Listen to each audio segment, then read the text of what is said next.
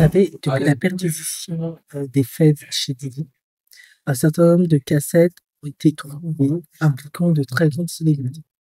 Il y a même l'avocate, j'ai fait une vidéo là-dessus, Ariel, qui va expliquer qu'une de ses clientes l'avait contacté pour sa vidéo qui circulait et qui était revente suite à une nuit où elle s'est fait piéger par Didi et ses compères. Il lui a donné une substance bizarre et elle s'est retrouvée complètement sous contrôle et elle a dû se livrer à certaines pratiques tordues.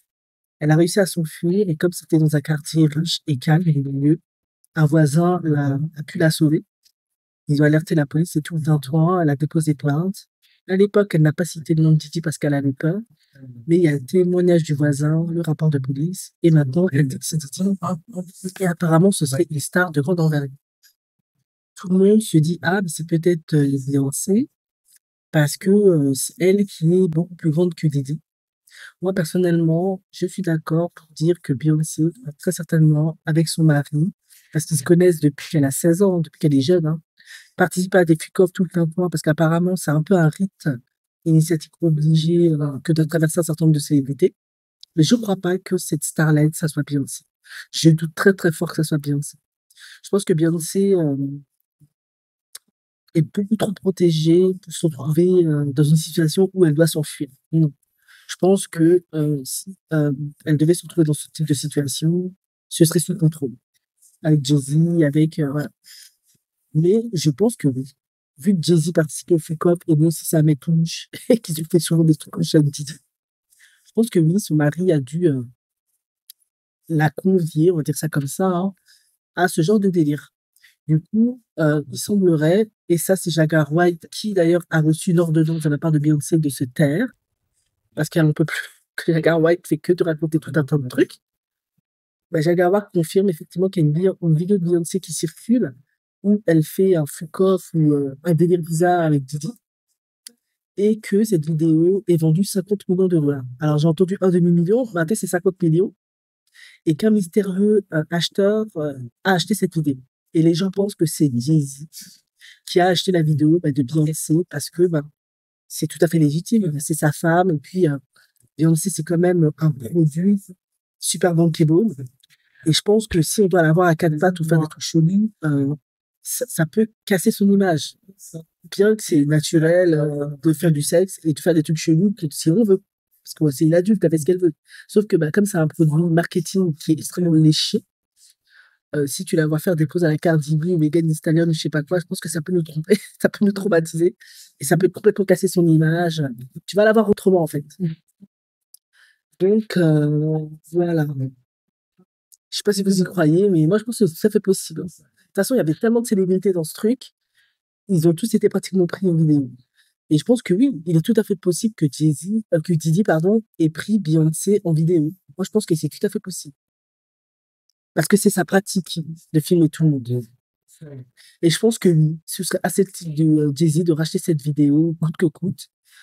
En tout cas, je trouve intéressant que de tous les célébrités qui ont été visées, ceux qui se sont clairement et nettement prononcés, c'est Jay-Z et Beyoncé, en intimant déjà à Pierce Morgan d'arrêter d'inviter Jaguar, et maintenant en mettant une ordonnance à Jaguar de se taire.